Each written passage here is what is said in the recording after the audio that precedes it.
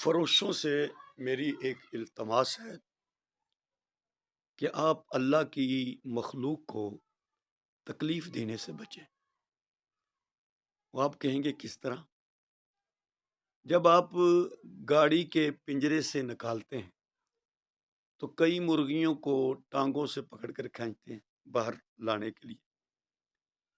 بعض اوقات کسی کا پر ٹوٹ جاتا ہے، کسی کی ٹانگ ٹوٹ جاتی ہے، ویسے زخمی ہو جاتی ہے، تو یہ بھی ظلم ہے۔ پھر اسی طرح 5-6 مرغیوں کو الٹا لٹکا کر چلتے ہیں، ایک ہی ساتھ میں پکڑی ہوئی ہیں، پانچ چھ دوسرے ہاتھ میں پکڑی ہوئی ہیں اور الٹا لٹکا کر ان کو جا رہے ہیں۔ پھر دور سے ہی ترازو کے پلڑے میں ڈالنے کے لیے انہیں ایسے پھینک دیتے ہیں آپ۔ پھر اسی طریقے سے ترازو سے جب نکالتے ہیں اور اپنی دکان کے پنجرے میں جب ڈالنے لگتے ہو تو بھی زور سے ان کو ایسے پھینک دیا جاتا ہے۔ تو یہ بھی اللہ کی ایک مخلوق ہے، جاندار ہے، انہیں اذیت نہ دیں، تکلیف نہ دیں۔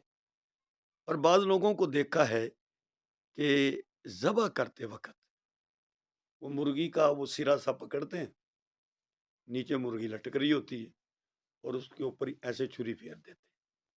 یہ ذبح کا طریقہ بھی درست نہیں ہے، اس میں بھی اللہ کی مخلوق کو تکلیف پہنچتی۔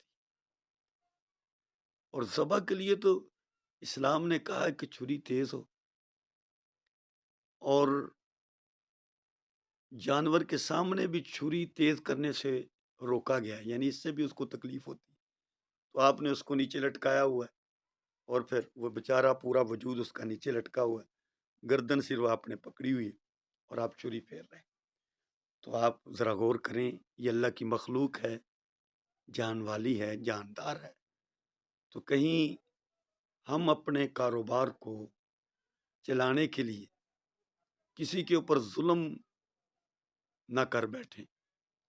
اور ظلم چاہے وہ کسی انسان پر ہو اور چاہے کسی جانور پر ہو، ظلم ظلم ہی ہوتا ہے، اور اللہ ظالم بندوں سے محبت نہیں کرتا۔